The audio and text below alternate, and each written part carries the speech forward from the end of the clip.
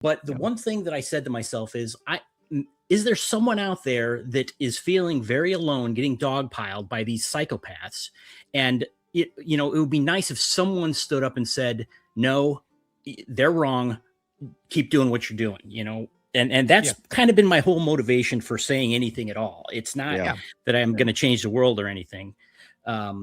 But I So just didn't like people being beat up like that by these weirdos, having their lives ruined. yeah, and when people ask about the core of the channel, that's kind of what I tell them. I'm like, look, I kind of saw what happened with Comicsgate. All those personalities gave a voice to a lot of people who were feeling exactly like they did, but maybe they don't have the polish, they don't have the the bravery to go in front of a camera and put themselves out there like that. So they speak for a lot of people, and that's kind of was in the back of my mind. I'm like, you know what?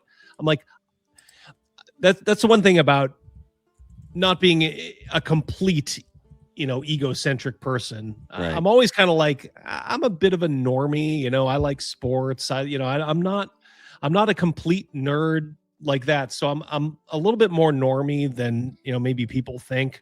So I'm sitting there kind of thinking, like, if I'm thinking all this, there's got to be a lot of other people who are also thinking the same. And of course I was right. That's the one good instinct I had. And I'm like, okay, well, if you treat it seriously, if you don't insult your viewers, if you don't get angry, because that's another thing, a mistake you can make, because these people are such vile. A lot of these people are so vile.